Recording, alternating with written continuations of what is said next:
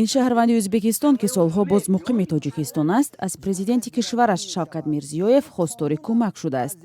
ба иддаои ӯ замони ҷанги шаҳрвандӣ дар Тоҷикистон нафаре бозур манзили зисташро дар шаҳри Душанбе аз худ кардаву дигар пас нагардонид.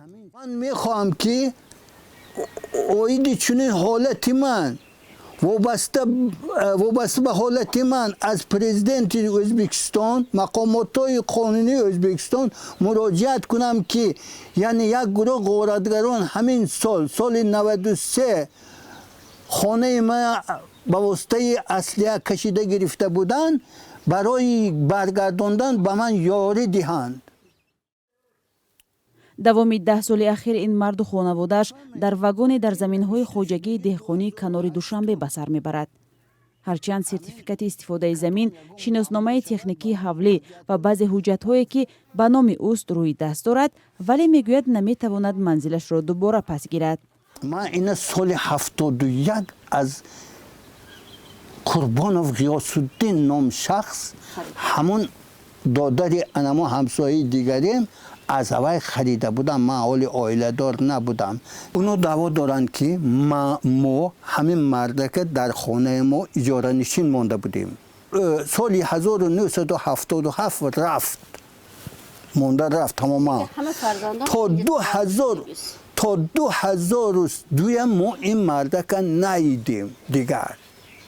ин соли 2002 омада мегӯяд ки ман даъвои манзил дорам.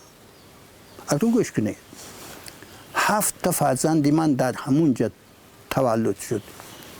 ин занакам дар текстил, дар совмин, дар чилошни насосни фабрика ҳамон соло кор карда буд. ман худам 13 сол роҳи оҳан кор кардам. соли 1984 барои фарзандонам тӯи суннатӣ гузарондам. ин дурӯға бинед. додситони ноҳияи Исмоили Сомонӣ соли 2008 ғайриқонунӣ зиндагӣ кардани Исломиддин Насриддиновро дар манзили баҳсӣ тасдиқ кардааст. аммо ҷониби дигар ин иддаоро рад мекунанд ва мегӯянд ҳавли қонунӣ аз падари онҳо буд ва Нарзулло Тураев фақат як муддат инҷо иҷоранишинӣ кардааст.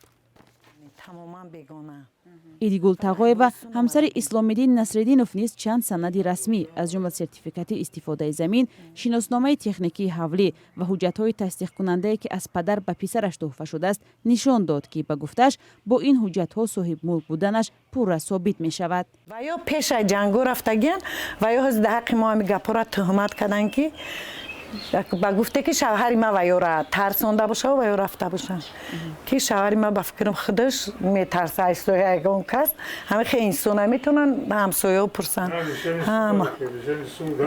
ҳамаш ҳаст. мо мисол ҳама судо да будем ва ё да будем ҳама ямира мо пешниҳод кардем. маълум нест ҳар ду тараф санадҳои якхеларо чӣ гуна аз идораҳои давлатӣ ба даст оварданд.